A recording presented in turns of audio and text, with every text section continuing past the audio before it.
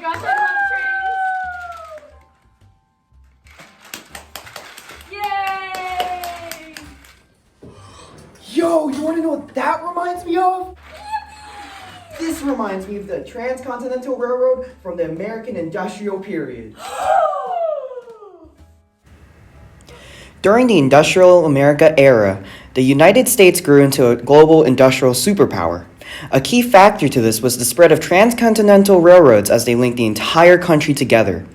This made trade easier, more accessible, and provided employment for a bigger fraction of the population. Industrialization transformed the American economy with its major growth in industrial output and American employment. The entire industry changed. Small factories catering to local markets were taken over by large-scale firms for national and international markets. Industrialists in the 19th century worked on reducing costs, building industrial empires, and being better than the competition. One of the big organizational techniques used for this was vertical integration, which was a major organization technique for reducing cost and underselling the competition.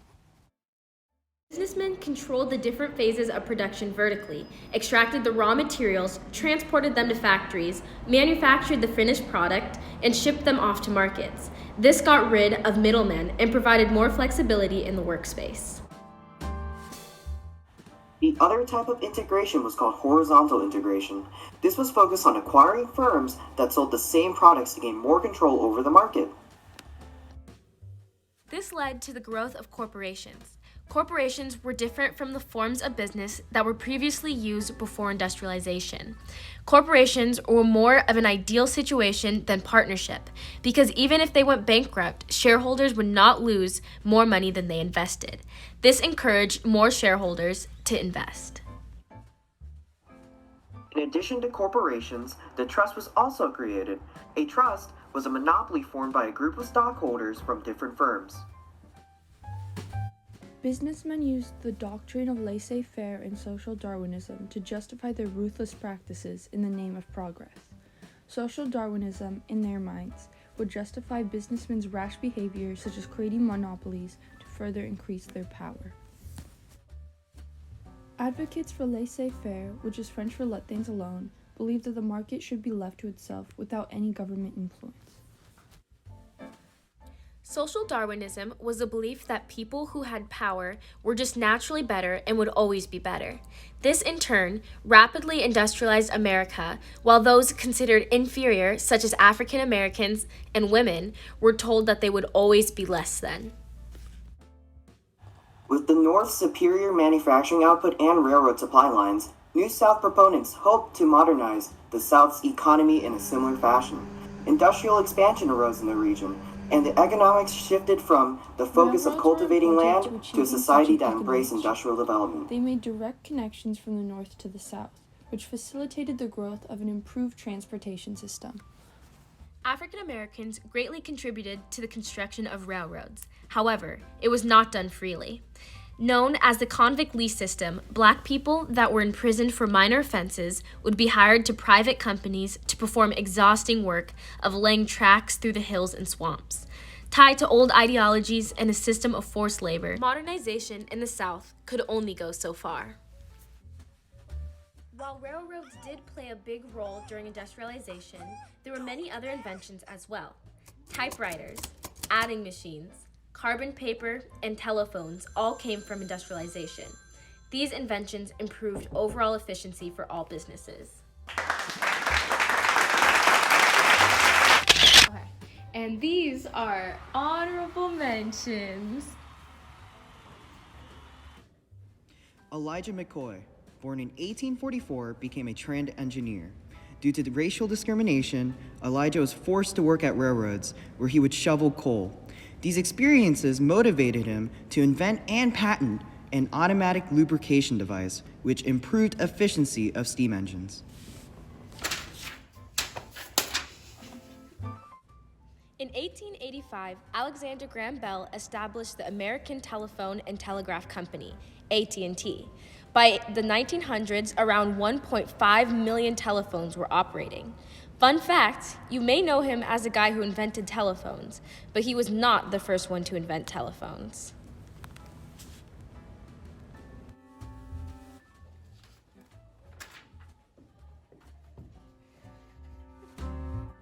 Bessemer was an English inventor who developed the first process to manufacture steel cheaply by creating the Bessemer converter. He designed a furnace that burned the impurities out of melted iron and converted it to steel. His inventions and work were revolutionary during this industrial period.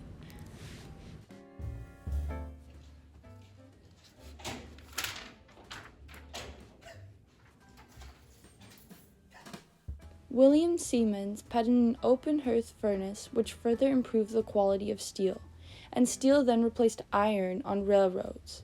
As production became cheaper and more efficient, steel output soared from 13,000 tons in 1860 to 28 million tons in the first decade of the 20th century because of Bessemer and Siemens additions.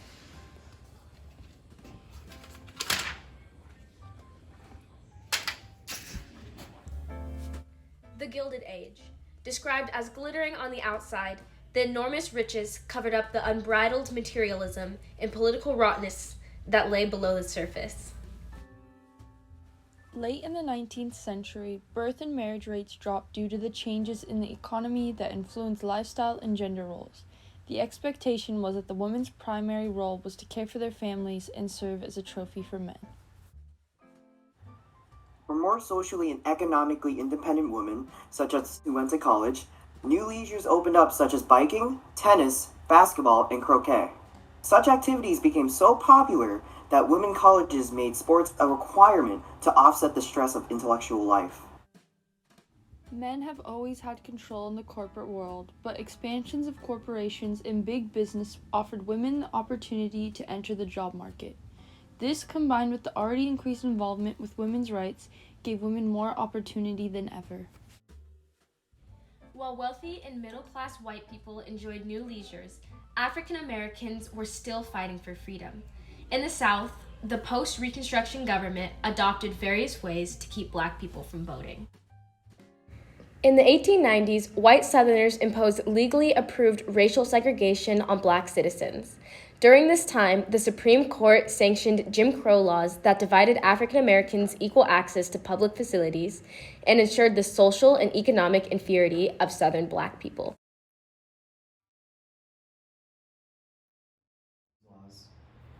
The main purpose of the Jim Crow laws was to disenfranchise African Americans, make it more difficult after the Civil War, after the Reconstruction amendments, for them to really be able to exercise their political rights. The Jim Crow laws began after the Civil War, when the South was brought back into the Union. The North had won the war. The southern states that had seceded had to suddenly now abide by new federal laws that they didn't really necessarily agree with. So as a result, what they began to do in those states was pass very restrictive, very racist state laws, making it difficult for African Americans to access their rights. And that became known as the Jim Crow era, and it lasted for quite a while. And it was basically all done by the South as a way to fight against having to follow these new federal laws. It's a long, long struggle. It really took upwards of 3 generations maybe for those laws to end. If you think they began maybe in the 1870s or so, all the way up until the 1960s when we had some new federal laws, the Voting Rights Act, Civil Rights Act, etc. That's what it really took to end the Jim Crow era. The values of the country changed, the political leaders changed, and people finally began to believe that all races should be integrated together. The idea of separate but equal between white and Black people was no longer morally acceptable. And so they changed the laws so that the legal regime matched where people's hearts were. Well, there were a lot of people that believed in this idea of separate but equal, which was an idea that white people could have their space, Black people could have their space, and that they shouldn't be forced into shared, inclusive, equal access spaces. So people believed in that idea, and the laws then were passed to kind of reinforce that. I think there was also just flat out racism and a sense that white people at times thought that they were still the superior race. White supremacy, as seen, like, for example, at the KKK, with 20 million members in the first quarter of the 20th century, also fed into this idea that it was justified to treat non-white people as lesser than white people.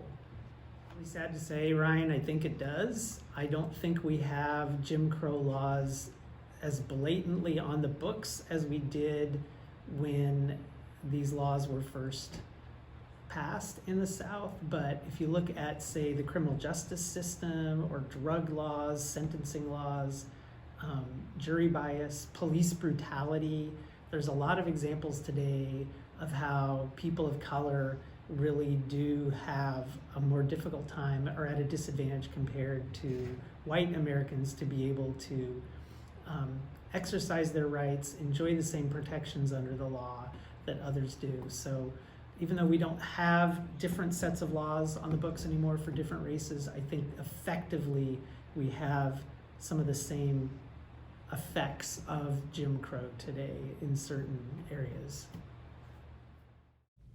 Politics were super important in expanding the industrial economy. For companies and corporations, they needed a political climate that would support their interests and line their pockets with money. Throughout this era, legislators and judges were highly influenced by business leaders. Most congressmen received free passes from railroads for voting on the company's behalf. Two men that played a prominent role in shaping the government-business partnership that was crucial to industrialization of the United States were Andrew Carnegie and John Sherman. Andrew Carnegie moved to Pennsylvania with his family and began working at the age of 13 in textile mills. He eventually purchased stock in a sleeping car industry. These investments tripled his annual salary. Andrew became a railroad superintendent in western Pennsylvania and eventually founded the greatest steel company in the world and became the wealthiest man of his time. Sherman was one of the top Republican leaders. He made investments that brought him wealth, and he went through many political positions that resulted in him becoming one of the most respected Republicans of his time due to his many successes. His most notable success was the Sherman Antitrust Act. This act allowed the federal government to institute proceedings to dissolve trust. This was meant to give all businesses the same opportunity in trade and outlawed monopolies. However, it ended up not being properly supported and failed. On top of this, workers and corporations didn't have the most ideal situation. Union protection wasn't fully enforced, and because of this, businessmen had full authority over workers. This caused workers to have horrible work conditions with very minimal pay.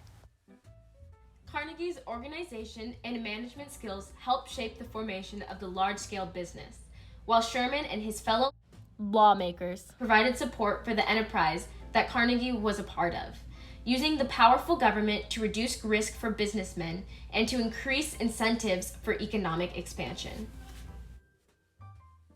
Even though they engaged in unethical practices, Andrew Carnegie and John Sherman also contributed some of the most influential management styles in the U.S. for that time. As America embraced industrial development, consumption of steel and coal continued to overtake the market.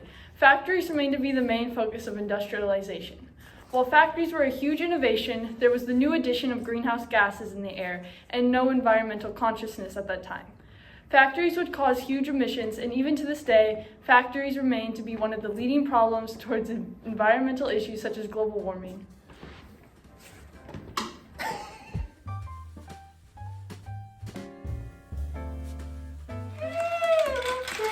I love trains so much.